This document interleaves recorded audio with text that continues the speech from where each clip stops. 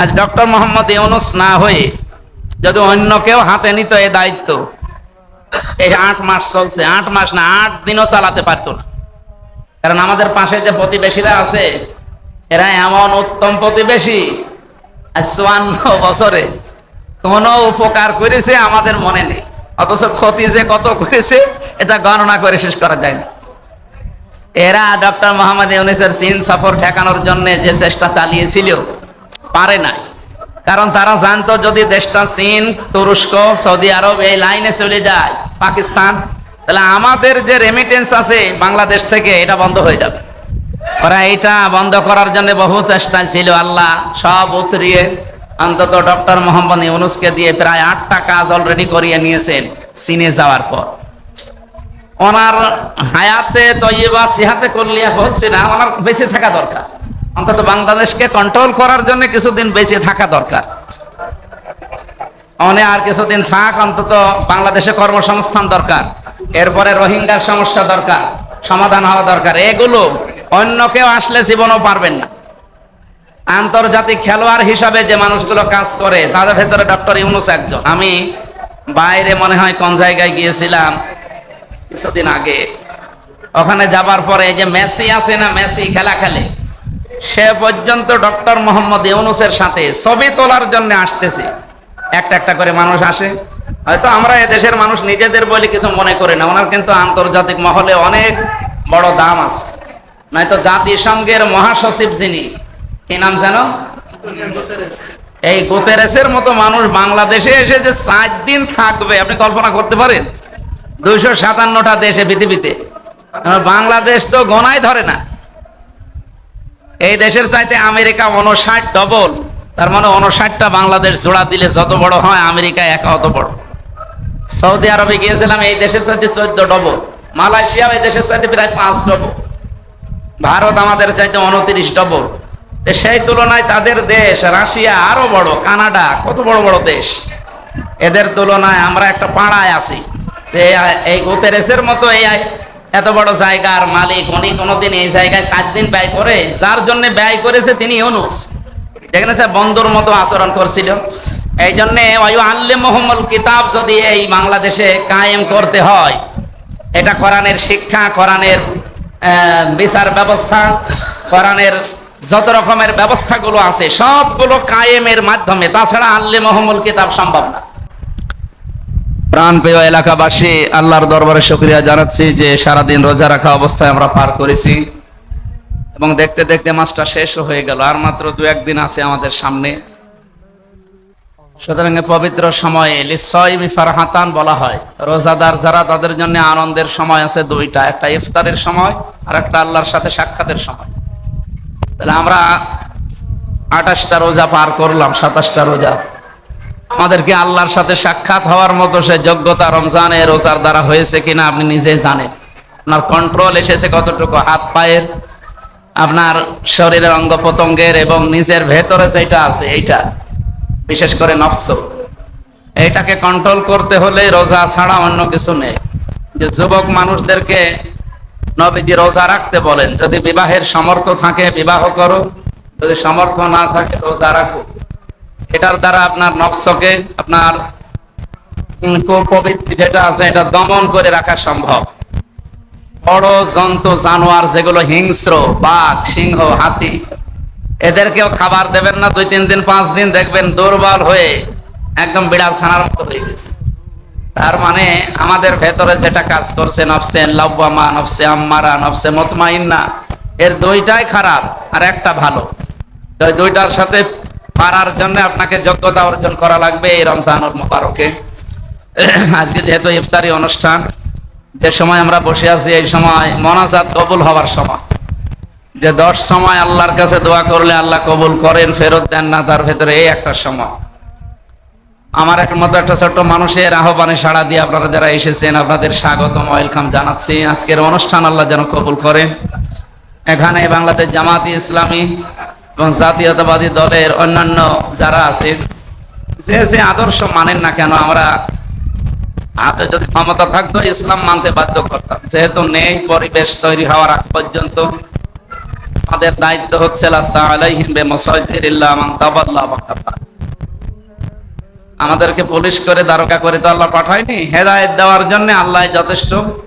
ফাইন্নামা আলাইকাল বালাগ ওয়া আলাইনাল হিসাব। আপনি পৌঁছিয়ে দেবেন, হিসাব নেওয়ার দায়িত্ব কার?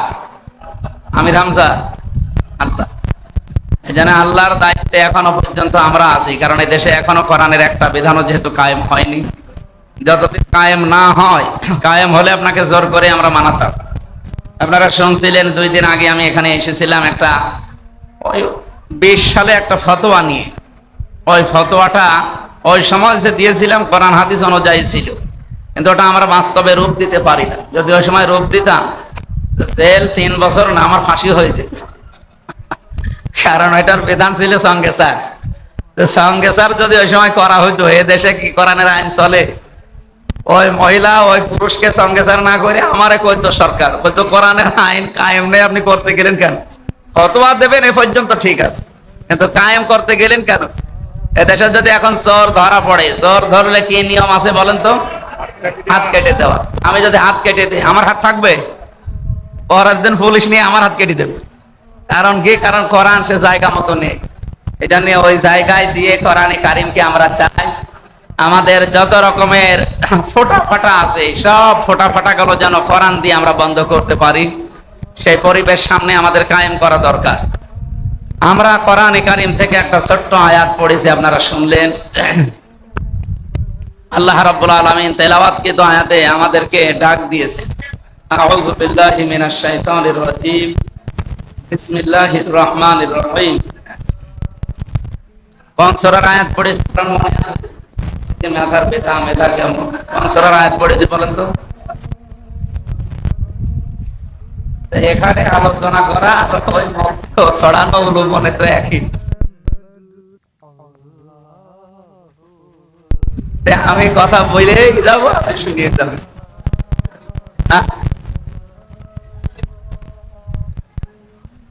6666টা আয়াত কোরআনে আছে, একটা আয়াত মাত্র পড়েছি, তাও অর্ধেক, পুরাটা না। সূরা জুমার 2 নম্বর আয়াত। একটা নবীদের দায়িত্ব কর্তব্য দিয়ে আল্লাহ পাঠিয়েছেন। ওয়াল্লাযী বাআসা ফিল উম্মিয়িনা রাসূলাম মিনহুম। তিনি সে আল্লাহ যিনি তোমাদের ভেতরে একজন রাসূল পাঠিয়েছেন উম্মীদের ভেতরে। এটা উম্মি মানে আরব জাহানের যারা বসবাস করত ওই সময়, তাদেরকে বোঝানো হয়েছে। এই উম্মীদের ভেতরে তোমাদেরকে আল্লাহ একজন রাসূল পাঠিয়ে কি করলেন? আতলু আলাইহিম আয়াতিহি। তিনি কোরআন তেলাওয়াত করে মানুষকে শোনাতেন। আয়ুযাক্কিহিম, তিনি পবিত্র করতেন। এ পর্যন্ত রাসূলের কাজ ছিল, মানুষ কিছু বলতো না। তিনি ব্যক্তি পরিবার এ পর্যন্ত পবিত্র করতেন কোরআন দিয়ে, আর নিজে পবিত্র থাকতেন। তেলাওয়াত করে করে মানুষকে শোনাতেন, আমরা যেটা করছি। কিন্তু 3 নাম্বার আর 4 নাম্বার এই 2টা মানতে হলে আপনাকে আরেকটা জায়গায় যাওয়া লাগবে। ওয়াইযাক্কিহিম, এরপরে ওয়াইউআল্লিমুহুমুল কিতাবা ওয়াল হিকমা। তিনি কিতাবের শিক্ষা দিতেন বা কিতাবের শিক্ষা কায়েম করতেন। আমাদের এই দেশে কিতাবের শিক্ষা কায়েম নেই। এই জন্যে আমাদের শিক্ষা ব্যবস্থায় দেখবেন 2 পার্ট, একটা জেনারেল লাইনে পড়ে আর একটা ধর্মীয় লাইনে পড়ে। আমি বাইরের দেশগুলোতে যখন ঘুরতে যাই, এই যে মালয়েশিয়া, এরপরে সৌদি আরবে, বাহরাইনে, কাতারে, এই সমস্ত দেশগুলোতে দেখেছি ওরা জেনারেল শিক্ষিত মানুষ, কিন্তু পাশাপাশি কোরআনের হাফেজ। একটা ড্রাইভার গাড়ি চালিয়ে মক্কা থেকে মদিনায় নিয়ে যাচ্ছে, তেলাওয়াত করছে মধুর সুরে। যেমন একটা ড্রাইভার কোরআন বলছে আমি কোরআনের হাফেজ। এদিকে আমাদের যেমন ম্যাট্রিক পাস, উনি এই পর্যন্ত পড়াশোনা করে কোরআনের হাফেজ হয়েছে। কিন্তু ওদের দেশের সিস্টেমই ওইটা, যদি আপনি 5 পর্যন্ত বা ম্যাট্রিক পর্যন্ত পড়েন, পাশাপাশি এমনিতেই আপনি কোরআনের অলরেডি হাফেজ হয়ে যাবেন। চলতে ফিরতে তাদের মুখে কোরআনে কারিম তেলাওয়াত আছে। এইটা রাসূলের কাজ ছিল। ইয়াতলু আলাইহিম আয়াতিহি ওয়া ইউযাক্কিহিম। তিনি মানুষকে পবিত্র করতেন, তিনিও পবিত্র হতেন। কিন্তু এই পবিত্র যখন পরিবার আর সমাজ আর ব্যক্তিগত, এই 3টা জায়গায় ঠিক আছে, এরপরে 4 নাম্বার 5 নাম্বার রাষ্ট্রীয় জীবন, আন্তর্জাতিক জীবনে যদি আপনি পবিত্র করতে চান, তখন সে কিতাবের শিক্ষা ব্যবস্থা লাগবে। আজ ডক্টর মোহাম্মদ ইউনূস না হয়ে যদি অন্য কেউ হাতে নিত এই দায়িত্ব, এই 8 মাস চলছে, 8 মাস না 8 দিনও চালাতে পারতো না। কারণ আমাদের পাশে যে প্রতিবেশীরা আছে, এরা এমন উত্তম প্রতিবেশী, 54 বছরে কোন উপকার করেছে আমাদের মনে নেই। অথচ ক্ষতি যে কত করেছে এটা গণনা করে শেষ করা যায় না। এরা ডক্টর মোহাম্মদ ইউনূসের চীন সফর ঠেকানোর জন্য যে চেষ্টা চালিয়েছিল পারে না, কারণ তারা জানতো যদি দেশটা চীন, তুরস্ক, সৌদি আরব এই লাইনে চলে যায়, পাকিস্তান, তাহলে আমাদের যে রেমিটেন্স আছে বাংলাদেশ থেকে এটা বন্ধ হয়ে যাবে। ওরা এটা বন্ধ করার জন্য বহু চেষ্টা ছিল, আল্লাহ সব উতরিয়ে অন্তত ডক্টর মোহাম্মদ ইউনূসকে দিয়ে প্রায় 8টা কাজ অলরেডি করিয়ে নিয়েছেন চীনে যাওয়ার পর। ওনার হায়াতে তৈয়বা সিহাতে করলিয়া হচ্ছে না, ওনার বেঁচে থাকা দরকার, অন্তত বাংলাদেশকে কন্ট্রোল করার জন্য কিছুদিন বেঁচে থাকা দরকার। অনে আর কিছুদিন থাক, অন্তত বাংলাদেশে কর্মসংস্থান দরকার, এরপরে রোহিঙ্গার সমস্যা দরকার, সমাধান হওয়া দরকার। এগুলো অন্য কেউ আসলে জীবনও পারবেন না। আন্তর্জাতিক খেলোয়াড় হিসাবে যে মানুষগুলো কাজ করে তাদের ভেতরে ডক্টর ইউনূস একজন। আমি বাইরে মনে হয় কোন জায়গায় গিয়েছিলাম কিছুদিন আগে, ওখানে যাবার পরে এই যে মেসি আছে না, মেসি খেলা খেলে, সে পর্যন্ত ডক্টর মোহাম্মদ ইউনূসের সাথে ছবি তোলার জন্য আসতেছে। একটা একটা করে মানুষ আসে, হয়তো আমরা এদেশের মানুষ নিজেদের বলে কিছু মনে করি না, ওনার কিন্তু আন্তর্জাতিক মহলে অনেক বড় দাম আছে। নয়তো জাতিসংঘের মহাসচিব যিনি, কি নাম জানো, এই গুতেরেসের মতো মানুষ বাংলাদেশে এসে যে 4 দিন থাকবে আপনি কল্পনা করতে পারেন? 257টা দেশে পৃথিবীতে, বাংলাদেশ তো গোনাই ধরে না। এই দেশের চাইতে আমেরিকা 59 ডবল, তার মানে 59টা বাংলাদেশ জোড়া দিলে যত বড় হয় আমেরিকা একা অত বড়। সৌদি আরবে গিয়েছিলাম, এই দেশের চাইতে 14 ডবল। মালয়েশিয়া এই দেশের চাইতে প্রায় 5 ডবল। ভারত আমাদের চাইতে 29 ডবল। সেই তুলনায় তাদের দেশ রাশিয়া আরো বড়, কানাডা, কত বড় বড় দেশ। এদের তুলনায় আমরা একটা পাড়ায় আছি।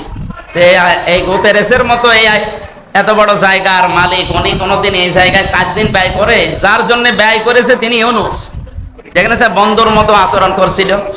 এই জন্য আল্লিমুহুমুল কিতাব যদি এই বাংলাদেশে কায়েম করতে হয়, এটা কোরআনের শিক্ষা, কোরআনের বিচার ব্যবস্থা, কোরআনের যত রকমের ব্যবস্থাগুলো আছে সবগুলো কায়েমের মাধ্যমে, তাছাড়া আল্লিমুহুমুল কিতাব সম্ভব না। আরবে যখন আল্লিমুহুমুল কিতাব কায়েম হয়েছে, তখন আস্তে আস্তে দেখা গেছে তারা চোর, ডাকাত, চাঁদাবাজ ছিল, আস্তে আস্তে সবগুলো পরিবর্তন হয়েছে। অল হিকমা, 4 নম্বরে হিকমত মানে এটা হাদিস বলা হয় বা বিশেষ জ্ঞান বলা হয়। এখন যেহেতু আর সময় নেই, 2-3 মিনিট আছে, আমরা মোনাজাতের ভেতরে যাব। আপনারা এই আয়াতের তাফসীর আমি সামনে কোন জায়গায় আসলে করব বা করা হয়েছে এর আগে, আপনারা শুনে নেবেন যে রাসূলের কাজ ছিল 4টা। আমরা যদি কেউ বলি যে আমি নবীওয়ালা কাজ করছি, তাহলে 4টা কাজ আপনাকে করা লাগবে। সূরা বাকারার 129 নম্বর আয়াত, সূরা বাকারার 151 নম্বর আয়াত, সূরা আলে ইমরানের 164 নম্বর আয়াত, আর সূরা জুমার 2 নম্বর আয়াত। 4 জায়গায় একই কথা আছে, শুধু উলট পালট করা আছে শব্দ। আল্লাহ আমাদেরকে ওই 4টা কাজে ইনভলভ